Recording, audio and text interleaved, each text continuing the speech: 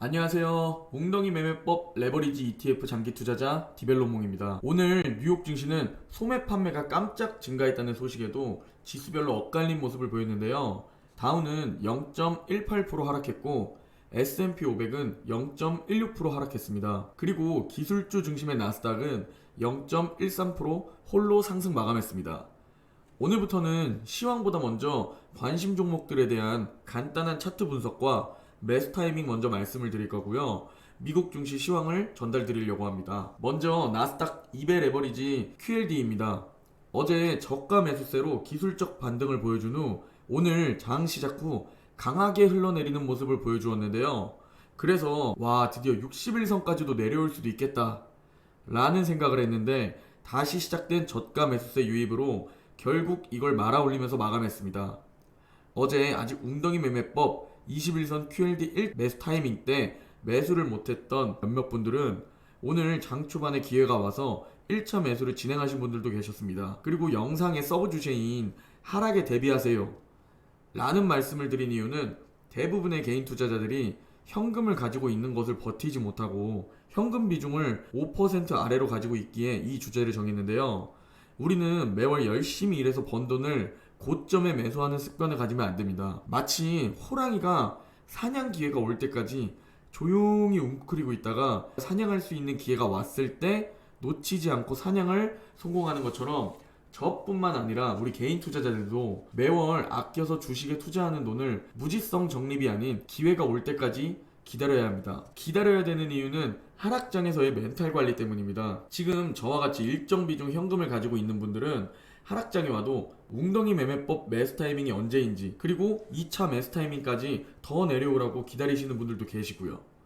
반대로 현금 비중이 거의 없으신 분들은 사실 아직 고점 대비 크게 하락한 것도 아닌 이 조정장 아닌 조정장에서 곡소리를 내시는 분들도 계십니다. 우리가 웅덩이 매매법을 해야 하는 이유이기도 하고 남들보다 쉽게 장기 투자에 성공할 수 있는 핵심 요인이기도 합니다. 이어서 S&P 500 3배 레버리지 UPRO 차트를 보겠습니다. QLD와 마찬가지로 그저께 저와 같이 매수 못하신 분들이 어제 UPRO 2%대 하락쯤에 웅덩이 매매법 50일, 60일 2차 매수 타이밍 분할 매수에 들어가신 분들이 있고요.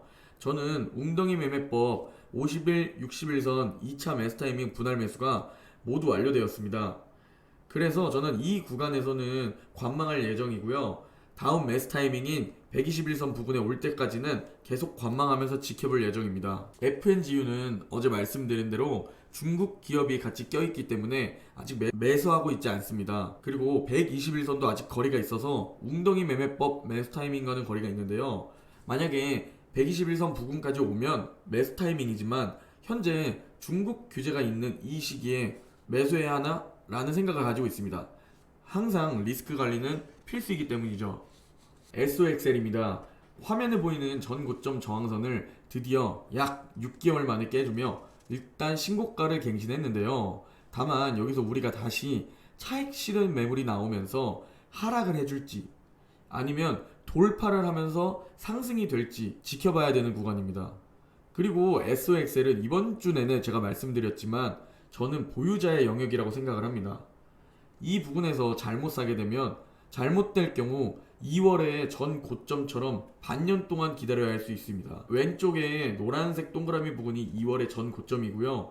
6개월 동안 깨주지 못하고 기다리다가 드디어 겨우 전 고점에 깨지게 되었습니다. 3배의 레버리지 ETF인 만큼 지금은 저는 보유자의 영역이라고 생각하고 다시 기회가 올 때까지 기다리시는 것을 추천드립니다. WBL입니다. 다행히 증시와 함께 잘 반등해 주었고요. 차트상으로는 정고점 저항선까지 올라가 줄 듯한 흐름을 보여주고 있습니다. 일단 가장 중요한 증시가 하락을 하는지 아니면 상승을 하는지에 따라 주가 움직임이 결정될 듯 합니다. 오른쪽 노란색 동그라미에 보이는 것처럼 121선 부근에 왔을 때 줍줍하려고 기다리고 있습니다. 오늘 전체적인 맵을 보시면 빨간 부분과 초록 부분들이 골고루 섞여 있는 모습들이 있는데요. 지금 전체적으로 시장은 다음 주에 있을 FOMC 회의에 초점을 맞추고 있고 관망하고 있는 것처럼 느껴지는 한 주입니다. 현재 시장은 FOMC 회의 후 하락을 예측한 차익 실현 매물과 그리고 반대로 저가 매수세에 대한 싸움으로 보이고 있습니다.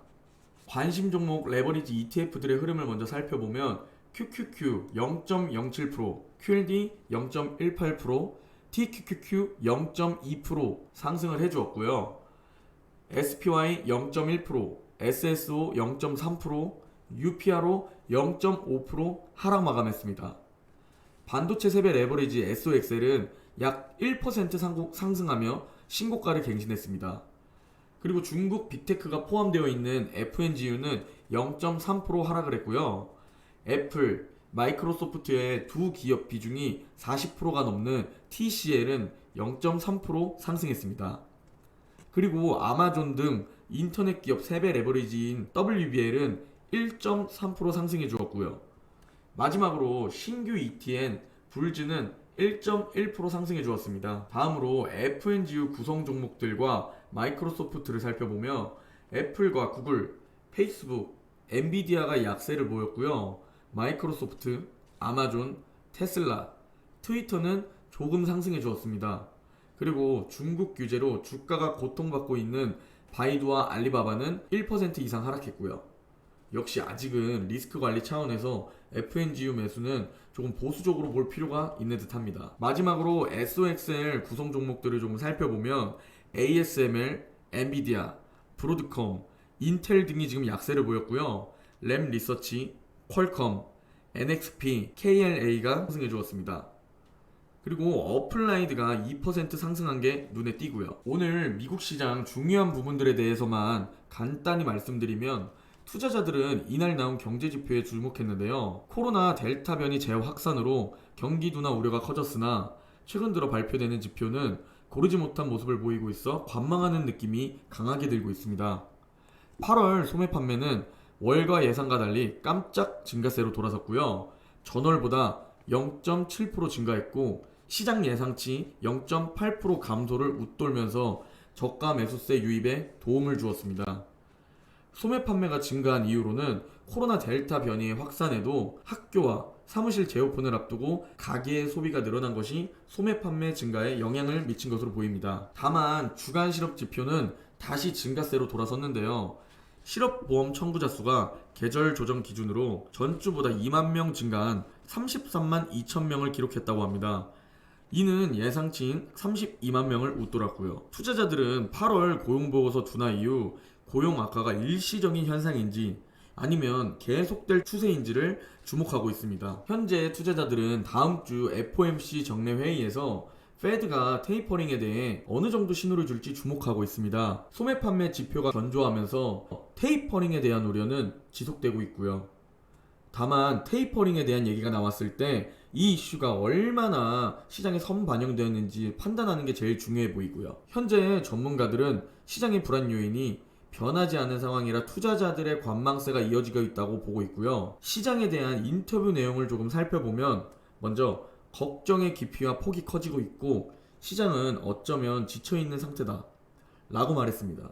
그리고 또 다른 인터뷰를 살펴보면 시장에 직면한 스트레스 요인들은 실질적으로 바뀌지 않았다 라며 델타 변이, 공급망 차질과 구인난에 따른 실적 역풍, 중국을 둘러싼 버블 우려 등은 여전하다 라고 말했습니다. 오늘 영상의 서브 주제인 하락에 대비하라 라는 말을 간략히 정리해드리면 일정 비중의 현금은 장기 투자를 함에 있어서 멘탈에 안정감을 주는 도구라고 생각하시면 됩니다. 그리고 지금과 같은 조정장이 왔을 때 매수 타이밍에 맞춰서 분할 매수를 하게 되면 현금 없이 이 조정장을 느끼는 것과 일정 비중 현금을 들고 소액이라도 웅덩이 매매법 매수 타이밍 때마다 매수하는 것은 조정장을 받아들이는 마인드 자체가 달라집니다. 내일은 10년 뒤 10배 상승이 실제로 가능한 종목에 대해 영상을 제작하려고 하는데요. 앞으로 저는 10년 뒤 상위 1% 투자자가 될 정보들을 영상으로 제작하려고 합니다. 오늘만 지나면 주말, 추석 연휴니 금요일 하루 화이팅 하시고 내일 영상에서 뵙도록 하겠습니다. 좋은 하루 보내세요.